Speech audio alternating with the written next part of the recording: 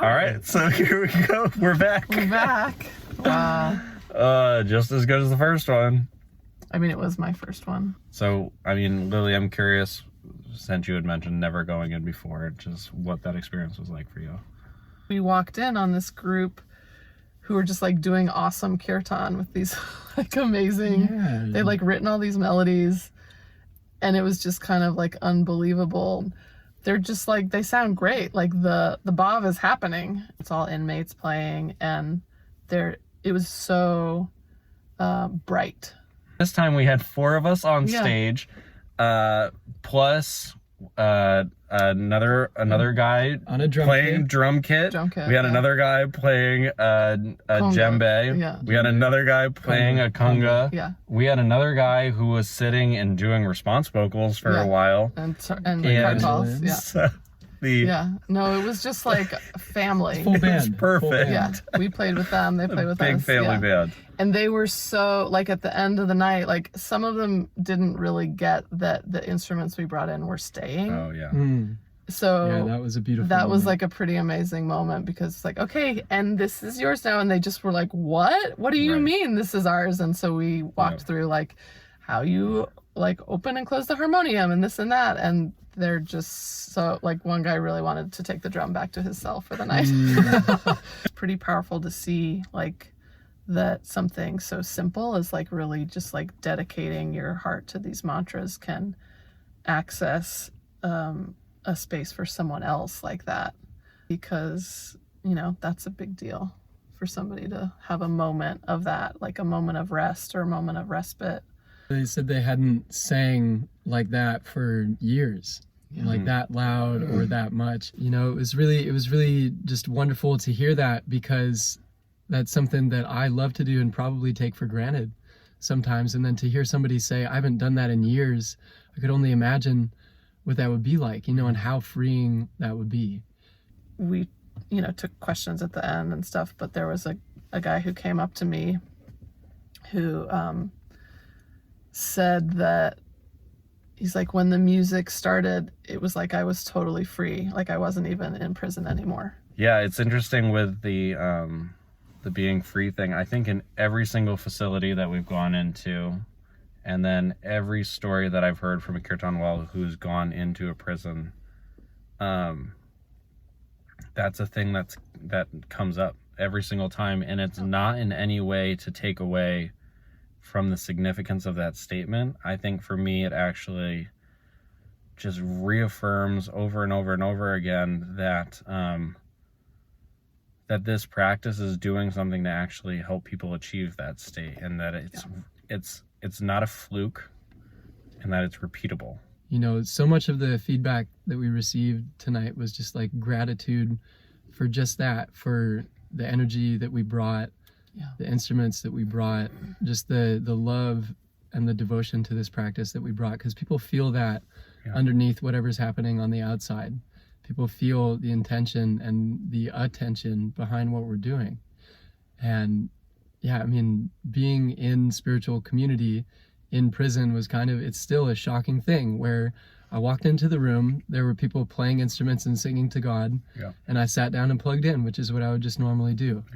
And there's a noticeable difference from this time and last time, in that there's more of a bridge of community happening. A couple of the men were sitting up playing music with us. Like it was like there was the division is just slowly dissolving away. Coming to the kirtan means that they're gonna skip dinner or not get a shower or not go to their program. Like it's a thing to come to this. It's a sacrifice for them, and not talk to their families for the evening, or not get their phone time, like it's partners.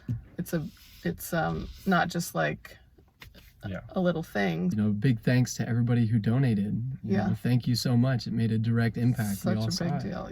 And we'll continue to. These are high quality instruments that'll stand time. That harmonium they'll be able to play for 20 years there. And 2 of them pulled me aside afterwards and they said, we had heard some rumors that there would be instruments coming, but we both wrote them off because people say that they're going to do things all the time for us. They tell us that they're going to bring things for us, and it was nothing personal with us or anything, but it's a heart moving thing when you're in there. People make promises. Yeah. But thanks to you guys, this is not an empty promise, and this is something that we're going to continue to do. And a lot of it is really empowering them to do the practice in an ongoing way, Yeah. which feels really important. Like that was one of our big goals going in today, was to really empower them to feel like this is something you can take with you. And part of that is like having the resource of the instruments, of the book, but also giving them that sensibility. Like, this is yours. You can take it and find it for you with whatever mantras feel good. And that's a huge thing, because I think when people are trying to figure out how to support someone who's incarcerated, this is probably one of the last things that they think about. But when we saw just how this